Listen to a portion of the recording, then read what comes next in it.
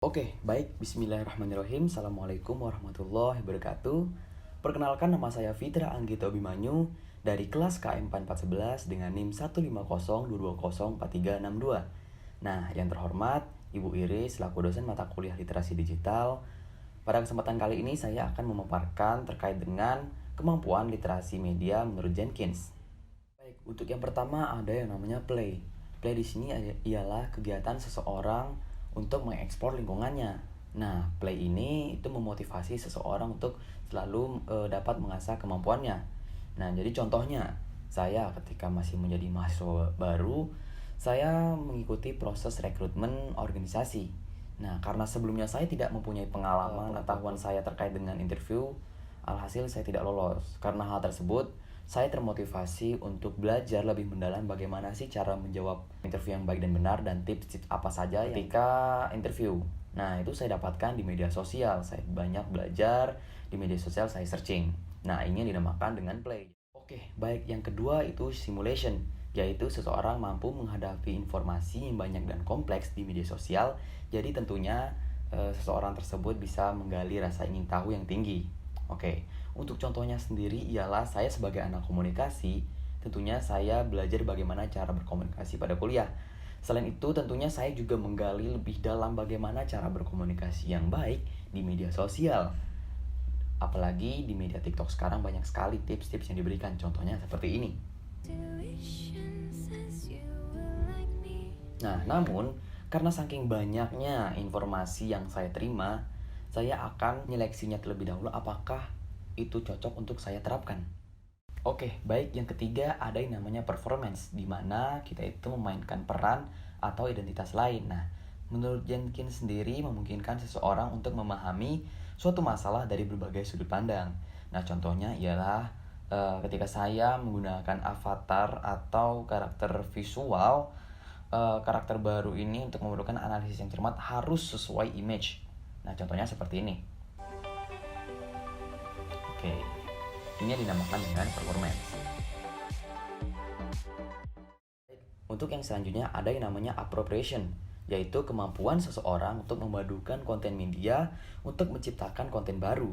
Nah, konten baru itu mengambil beberapa sampel konten media. Maksudnya apa sih? Contohnya, saya sendiri kebiasaan yaitu ketika membuat sebuah konten baru atau membuat konten lah ya, yaitu saya menerapkan ATM, yaitu amati tiru modifikasi. Contohnya seperti saya di himpunan mahasiswa, saya itu membuat konten baru yang namanya apa kata ikom. Nah, apa kata ikom ini tentunya saya juga terinspirasi dari akun Instagram lainnya. Nah, itu merupakan hasil memadukan dari konten yang saya temukan di media sosial lain. Lalu saya modifikasi lagi. Yang perlu digarisbawahi ialah memperhatikan copyright atau hak cipta.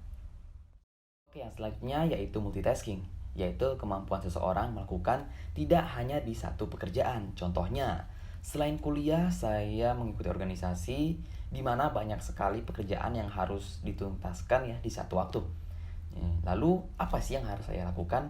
Yang harus saya lakukan ialah membuat to-do list, dan contohnya seperti ini, to-do list. Ini ada tugas, lalu ada tugas kuliah juga, list. Yang dimana yang harus saya lakukan terutama ialah mana yang harus saya prioritaskan terlebih dahulu. Jadi tentunya saya lebih ke arah time management lah ya. Nah, jadi seperti itu. Oke, untuk yang selanjutnya ada yang namanya distributed cognition, yaitu kemampuan seseorang memanfaatkan alat untuk membantu pekerjaan. Contohnya ialah seperti saya menggunakan aplikasi Grammarly untuk membantu saya dalam membenarkan ejaan grammar bahasa Inggris saya. Nah, bentuknya seperti ini. Oke, baik. Untuk yang selanjutnya ada yang namanya collective intelligence, di mana kemampuan seseorang untuk menyatukan pengetahuan, membagikan hal positif, namun secara kolektif, tidak dengan individu.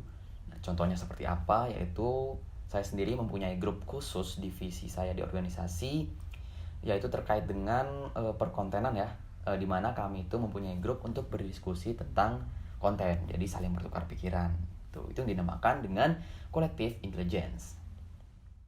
Oke, untuk yang selanjutnya ada yang namanya judgment, yaitu di mana seseorang mampu mengevaluasi berbagai informasi yang didapat secara logis dan objektif. Nah, jadi termasuk mengecek kredibilitas, jangan menelan mentah-mentah sebuah informasi. Contohnya, untuk menghindari fake information atau hoax, saya menggunakan Google untuk memvalidasi informasi yang saya ragukan. Seperti itu. Contohnya, ketika saya ragu dengan informasi COVID, perkembangannya, maka saya membuka Google untuk mencari lebih dalam untuk mengecek kredibilitas sumber tersebut. Ini yang dinamakan dengan judgment.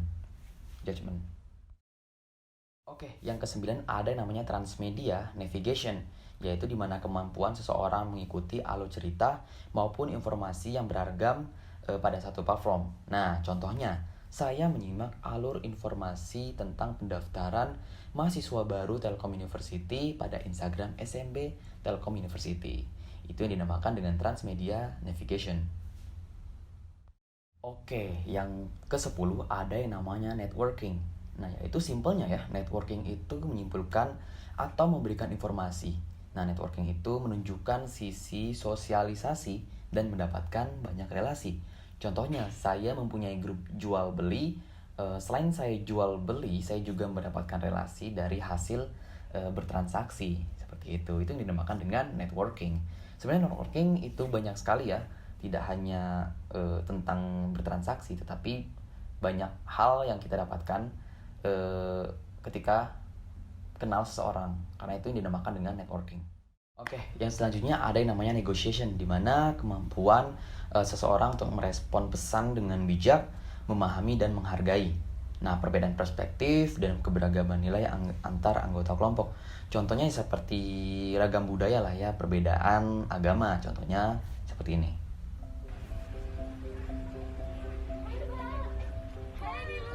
Jadi kemampuan antar individu untuk merespon pesan dengan bijak, lalu menghargai satu sama lain meskipun adanya perbedaan. Ini yang dinamakan dengan negotiation. Dan yang terakhir ada yang namanya visualization, yaitu kemampuan seseorang membuat informasi menjadi dalam bentuk visual dan memahami arti sebuah informasi visual tersebut. Contohnya, saya membuat konten infografis di akun Instagram Hima Ikom Telkom University, contohnya seperti ini. Nah, tentunya saya dengan membuat konten seperti ini, saya juga harus memahami sebuah atau makna dari informasi tersebut, apa sih yang ingin disampaikan. Nah, seperti itu yang dinamakan dengan visualization. Oke. Nah, jadi ke-12 ini ialah merupakan sebuah teori kemampuan literasi media baru menurut Jenkins. Nah, untuk itu kita sebagai pemuda ataupun penerus bangsa tentunya di tengah-tengah keadaan yang dimana serba internet, kita harus meningkatkan pengetahuan terkait dengan literasi digital. Apalagi sekarang sudah banyak sekali informasi-informasi hoax ataupun informasi lainnya yang membuat kita sebagai masyarakat itu bingung. Maka sangat penting sekali bagi kita untuk belajar lebih mendalam tentang literasi digital. Baik, mungkin hanya ini yang bisa saya sampaikan. Semoga apa yang saya paparkan dapat dipahami oleh teman-teman sekalian, dan terima kasih. Wassalamualaikum warahmatullahi wabarakatuh. Mari bernyanyi bersama dengan sedih senang riang, ayunan pesona jiwa dan berpesta. Ingat